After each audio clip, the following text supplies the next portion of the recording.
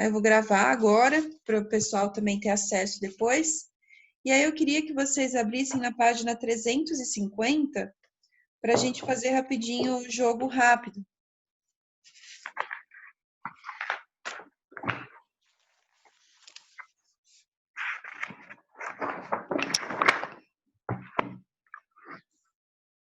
Ah, e antes que eu esqueça, aproveitar que eu lembrei agora, já vou falar.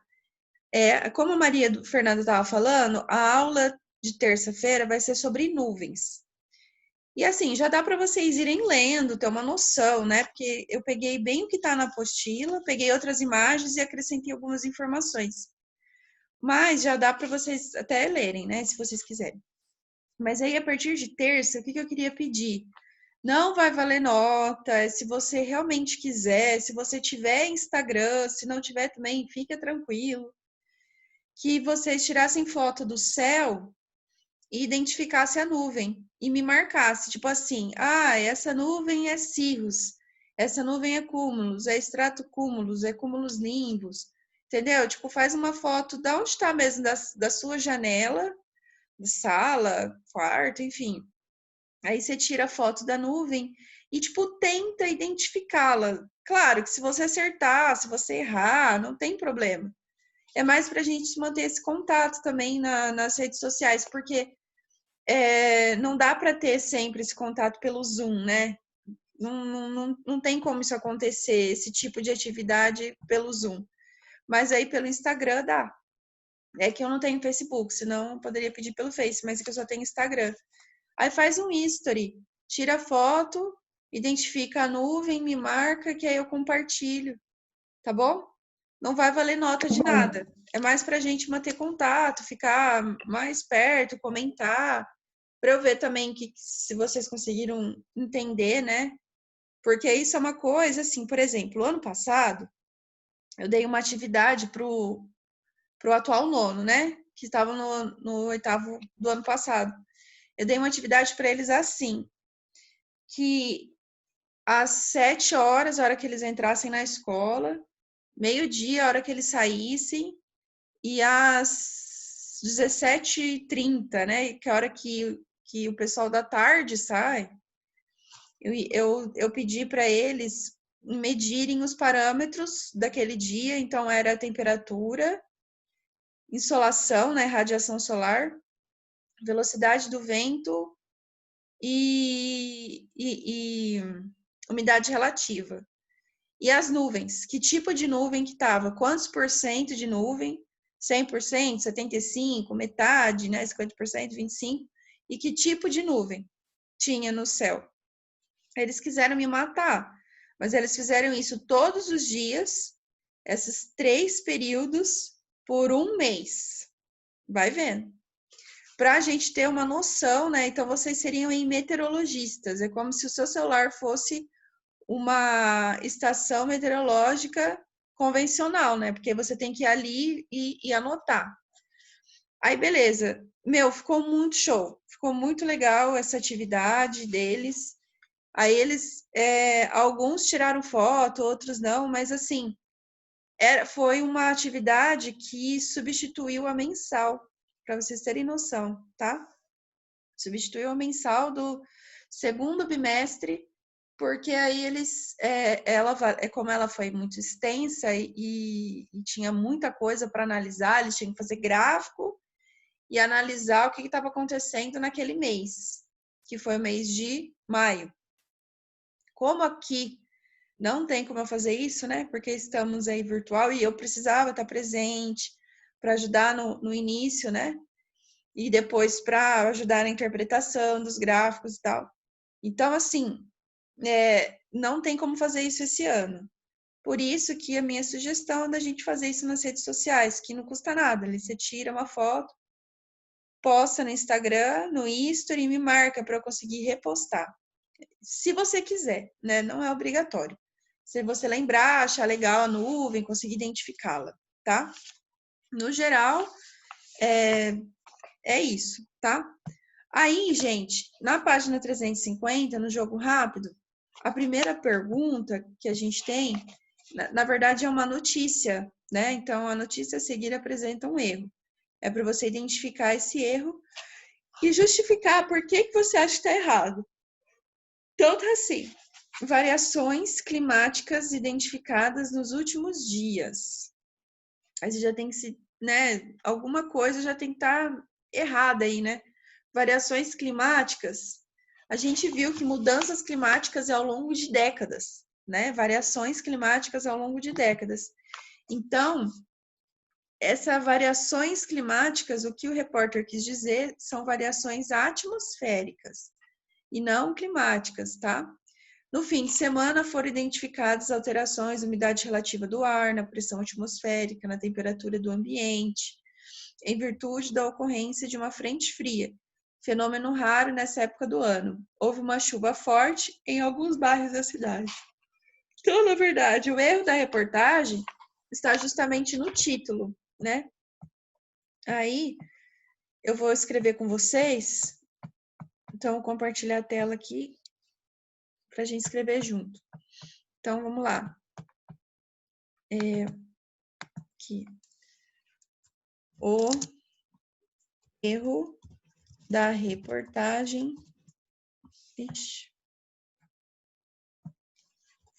está no título, porque a reportagem diz respeito a mudanças atmosféricas e não mudanças climáticas. A gente viu que mudanças climáticas acontecem, a gente viu o protocolo de Kyoto, a gente viu poluição do ar e tal, mas o que está falando aqui é mudança atmosférica, tá? A 2.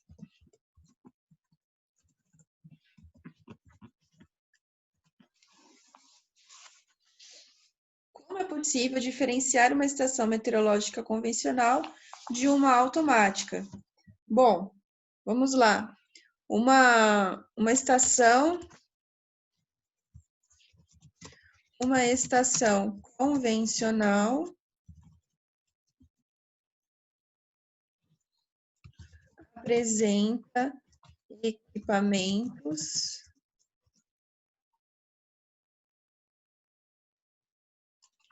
que medem e registram os parâmetros atmosféricos, mas que requer um profissional para coletar os dados. Já a estação automatizada envia os equipamentos, enviam os dados obtidos diretamente para a central de processamento, certo? É bem simples. Uma já vai direto para o computador da central e o outro tem que ir lá, o profissional, medir, coletar, ele vai com o papelzinho lá dele. O máximo que pode acontecer é ele ir com um pendrive, colocar nos equipamentos e coletar esses dados diretamente pelo pendrive. Mas ainda é difícil. O que acontece mesmo é que vai o meteorologista lá, pega a temperatura, vê a umidade, vê pluviômetro, e ele tem que ir lá. E às vezes isso é inviável, né, gente? Pensa assim, uma situação onde está chovendo, onde está muito frio, onde está nevando, aí na vantagem, né? A vantagem é que ele seja automatizado. Mas é que às vezes é muito caro, porque ele vai mandar esse sinal, esses dados via satélite, e às vezes pode dar algum erro. Então, assim, tem custo-benefício, né? Tem as vantagens e desvantagens.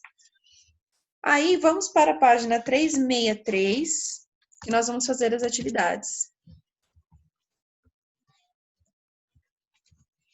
Aí é 1.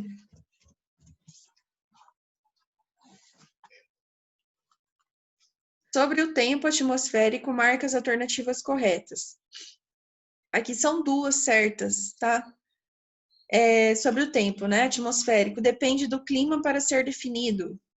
Olha, a somatória dos parâmetros atmosféricos vão definir o clima num período de tempo longo, por exemplo, 30 anos, né? Que é o mínimo para a gente ter o clima definido. Então, o parâmetro atmosférico não depende do clima, ele vai acontecer, né? Então, a A está errada. A B agora. É o resultado da ação dos parâmetros do tempo de maneira conjunta em dado local e momento. Essa aqui está certinha. Então, se você coletar todos os parâmetros do tempo, aí sim você pode chegar, né, no tempo atmosférico. A C, não pode ser previsto antecipadamente. Pode. Na aula das nuvens, por exemplo, a gente consegue, só observando as nuvens, identificar se vai chover, se vai ter um clima estável, se vai esfriar. Por exemplo, quando a gente vê um tipo de nuvem chamado cirrus, pode esperar que em 24, 48 horas vai esfriar. Não vai chover, vai continuar o sol, céu limpíssimo, não vai ter uma nuvenzinha no céu, mas vai cair a temperatura drasticamente. Aí vocês já vão ver, por exemplo, uma cumulonimbus, não só vai chover, como vai ser assim aquela tempestade que você vai falar, meu Deus, é meu fim. Então, dependendo da nuvem, a gente consegue sim prever o clima, né? Prever o tempo, como vai ser. Então, dá para prever sim. E a D? Sua mensuração segue padrões definidos mundialmente. Sim, né? Porque não vale a pena aqui, Marília. Vamos inventar o nosso jeito de medir, de aferir o tempo. E aí lá o pessoal na China, na Alemanha, nos Estados Unidos. Não dá, né, gente? Então tem que ser um só, tá? Então a 1 fica a alternativa B de bola e D. 2. Assinale a alternativa que apresenta a pergunta correta, a resposta dada a seguir. Os equipamentos em questão medem, respectivamente, umidade e pressão atmosférica do ar. Gente, rapidinho, tem duas pessoas aqui na sala de espera. Eu vou admitir, tá? Bom, acho que deu. Aí, aqui nós temos a resposta e nas alternativas a pergunta. Então, a gente tem que ver qual equipamento, né, que melhor responde, que mede a umidade e a pressão atmosférica. Então, nós temos para que são utilizados o anemômetro e o barômetro. Anemômetro é para medir alguma coisa relacionada ao vento. Então, no caso, o anemômetro vai ser a velocidade. E o barômetro, a pressão atmosférica. Então, aqui, até tudo bem, pode ser pressão, né? Mas a umidade já não entra no anemômetro, que é o vento. B. Há equipamentos que, além de medir o parâmetro do tempo, registram constantemente suas condições, que é o higrógrafo e o barógrafo. O que esses equipamentos medem? Bom, o higrógrafo vai medir a umidade relativa do ar em tempo real. Então, ela faz medidas constantes, diferente do hidrômetro, né? Que aí é só ali aquele ponto, né? E o barógrafo, barômetro, ele vai medir a pressão naquele ponto, naquele momento. Já o barógrafo, não, ele mede constantemente. Essa é a diferença. Então, fica a alternativa B, tá? C.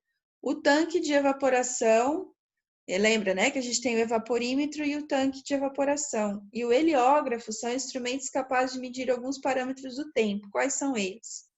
O tanque de evaporação vai medir a quantidade de água evaporada, que aí, consequentemente, se mais evaporação, mais calor, então tem uma relação aí ao longo do período. Então, assim, hoje, o dia, 6 horas da manhã, estava um tanto.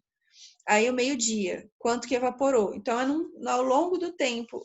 Então, não mede umidade, né? Mede o quanto evaporou, porque está relacionado com o calor. E o heliógrafo é o quanto tem de incidência luminosa do Sol, quanto tem de insolação. Então, por enquanto, a gente tem a alternativa B, que melhor responde, tá? Aí a D. Há um equipamento capaz de medir os parâmetros do tempo com base na medição realizada em termômetro com o bulbo seco e outro bulbo úmido. Outro equipamento coleta água da chuva, que é o pluviômetro no caso, né? Também para realizar uma medição importante para a meteorologia. Que parâmetros são medidos por esses equipamentos? A resposta da 2 fica B, que é o higrógrafo e o barógrafo, tá? Então, a alternativa aqui, B. 3. Qual é a utilidade de um satélite no estudo de meteorologia? Bom, gente, ele vai informar coisas que talvez aqui, né? Porque pensa, a estação meteorológica está no solo. Então, a gente tem uma ideia do que acontece daqui para cima. Mas o satélite vai conseguir ter uma noção do que está acontecendo do espaço para a Terra, em várias camadas, né, nas demais camadas atmosféricas, além dele fornecer imagens. Então, isso é muito, muito interessante dele. Às vezes em tempo real até, e fazer previsões do que pode acontecer e onde, por exemplo, um furacão vai passar, tá? Então, o satélite é capaz de fornecer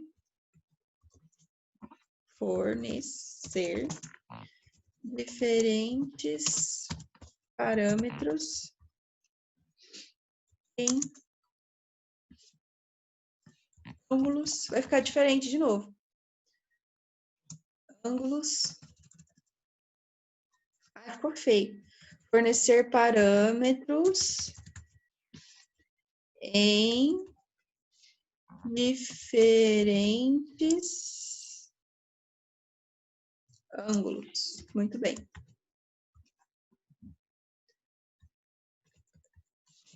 Superiores da camada das camadas atmosféricas, conseguindo enviar imagens de várias partes do planeta.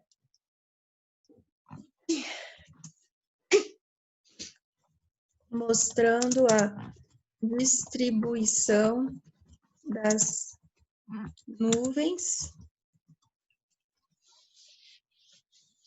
a formação de tempestades e tornados, além da previsão do tempo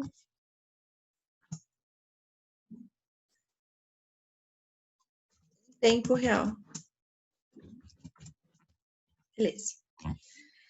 A 4, vocês ainda não tiveram essa aula, mas a gente já vai resolver porque ela é bem legal, para já ir dando uma prévia de como vai ser a aula.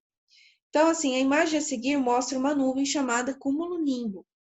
Se você observar essa nuvem, gente, o que você tem? Primeiramente, o que salta aos olhos? Um relâmpago, né? E a gente sabe que para relâmpago geralmente tem trovão também. Aí se você olhar ali no horizonte, tá chovendo bastante. E aí ela tem uma base longa e negra, e aí ela sobe vertical, tá? Então, essas são as características de uma cumulonimbo. Aí, que características da imagem comprovam se tratar de uma nuvem cumulonimbo? Bom, tudo isso que eu falei. É uma nuvem densa com base baixa e longo crescimento vertical.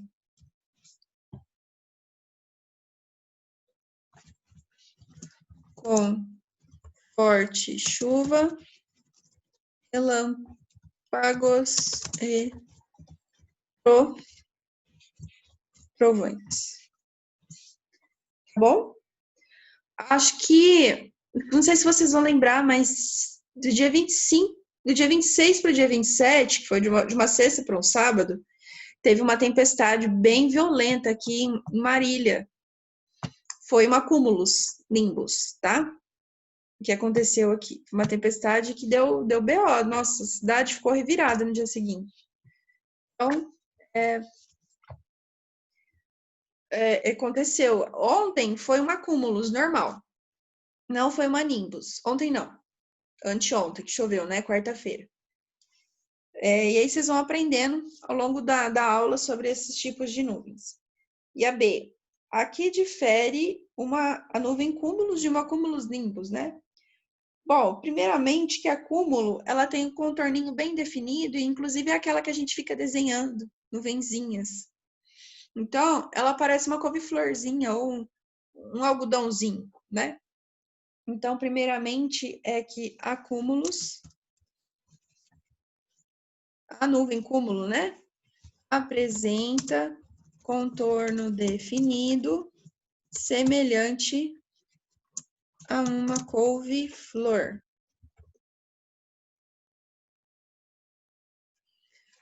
Podendo provocar pancadas de chuva.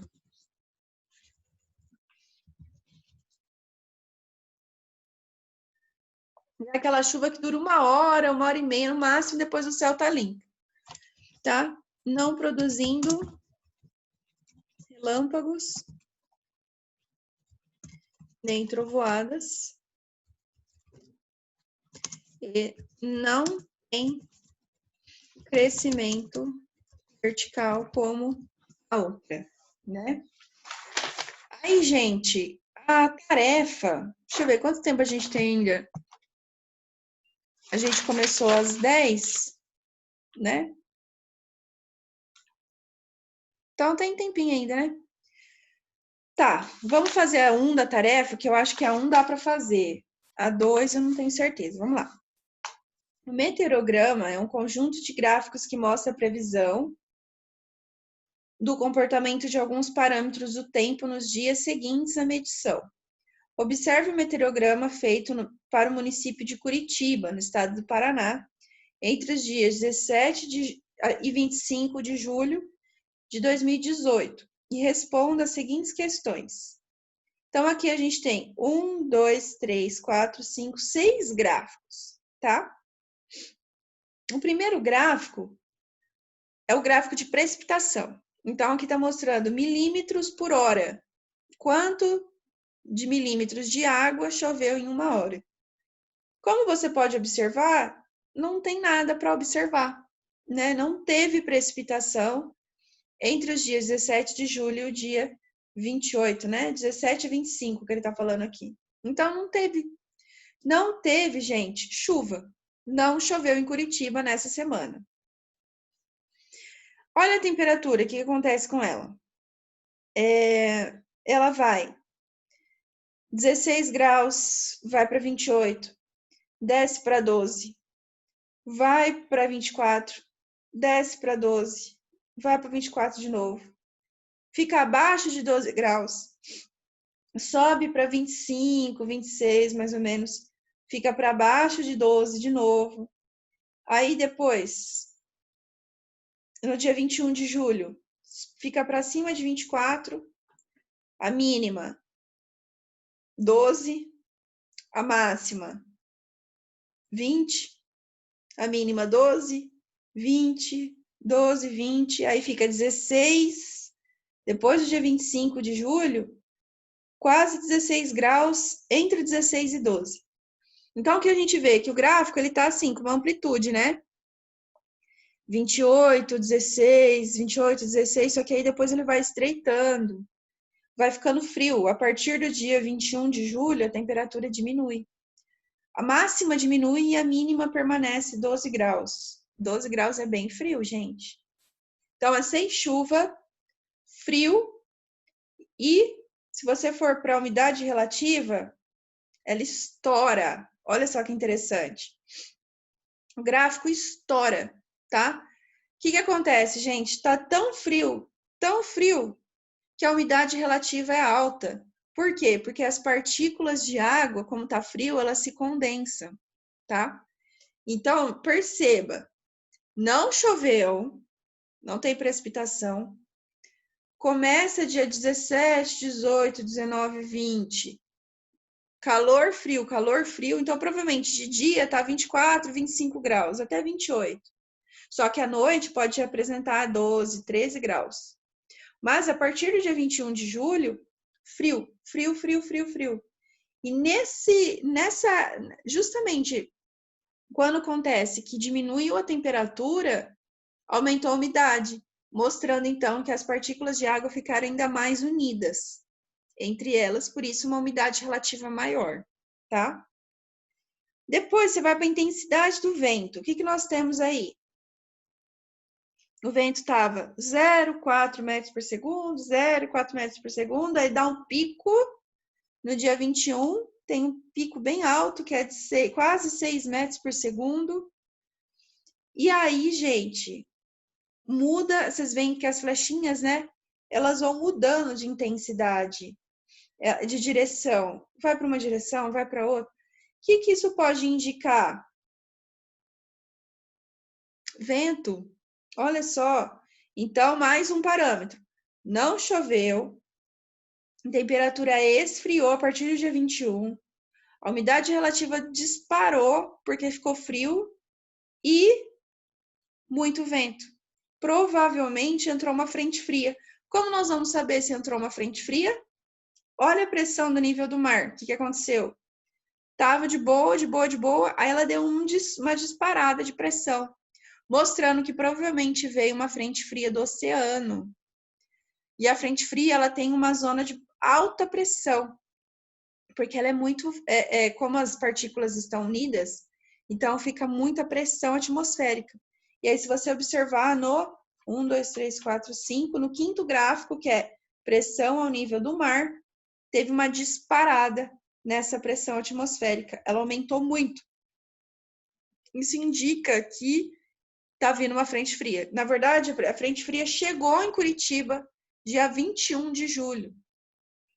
E aí, se a gente analisar as nuvens, olha que interessante.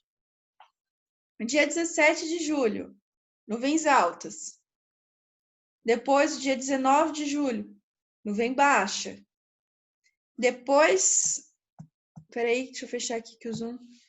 Depois, a partir do dia 21, a gente vê nuvem baixa, nuvem média, nuvem alta, que é então o crescimento vertical, mostrando que apareceu realmente uma frente fria vinda do oceano, trazendo umidade. Não choveu, mas trouxe muitas nuvens. Provavelmente poderia chover ali, ó, 27 de julho para frente, talvez já começasse uma chuva um pouco mais significativa.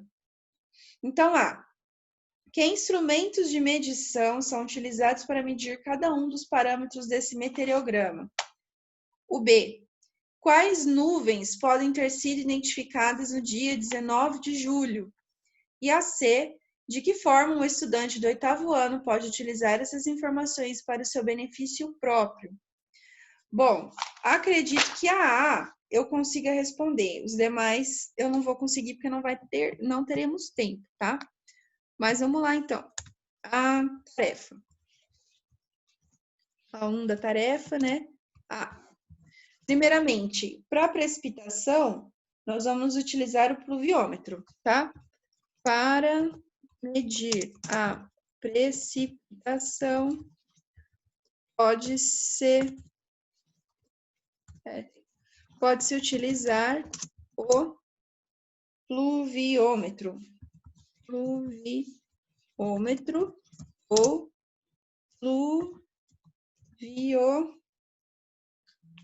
pluviógrafo.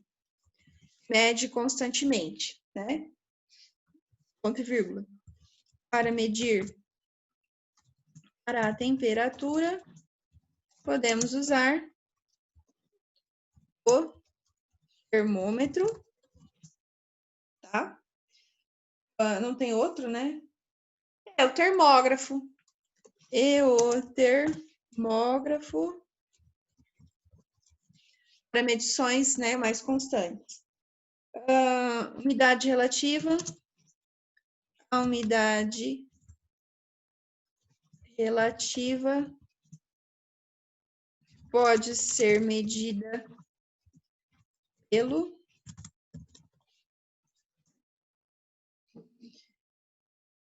o psicrômetro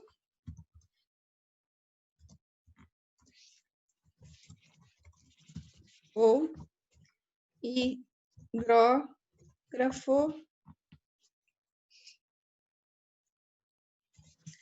A intensidade do vento com o anemômetro ou anemógrafo. Nossa, meu Deus, que loucura.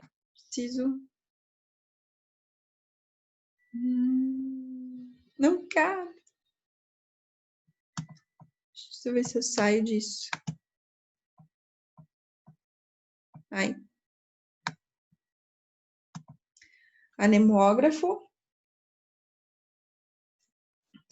A pressão atmosférica com o auxílio do barômetro ou barógrafo. Barógrafo. E a cobertura de nuvens.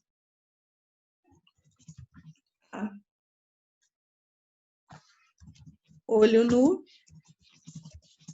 ou via satélite. Certo? Essa é a A.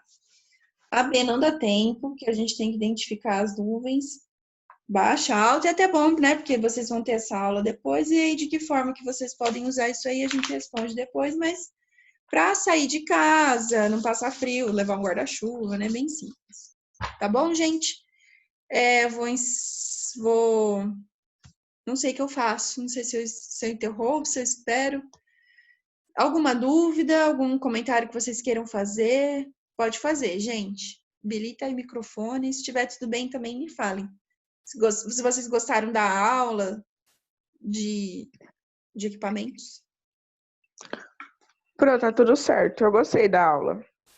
Esse assunto é bem interessante. É legal, né? Eu gosto também. Fala, continua, te cortei. Não, eu tava falando que esse assunto é bem interessante, gostei bastante dele. É muitos conceitos. Entendendo tudo fica até bem simples. Não é difícil, só de entender, assim, de interpretar. Interpretar esses gráficos, realmente, assim, não é fácil, mas não é impossível, não. Mas é relacionar, né, os instrumentos, o que eles fazem, os dados que eles coletam, né? Então, é uma coisa que você vai relacionando com a outra, aí daqui a pouco vocês pegam um jeito. É bem tranquilo. Uhum. Depois que pega e entende, fica facinho. Pode sair? Pode sair, Alex. Foi o Alex, né? Sim. Oi. Então tá, eu vou encerrar já e eu vou colocar no YouTube essa aula, tá? Para quem não pôde assistir, não pôde estar aqui presente. Também vocês, depois, se quiserem assistir de novo, para anotar. Beleza? Beleza. Então tá, vou pausar aqui.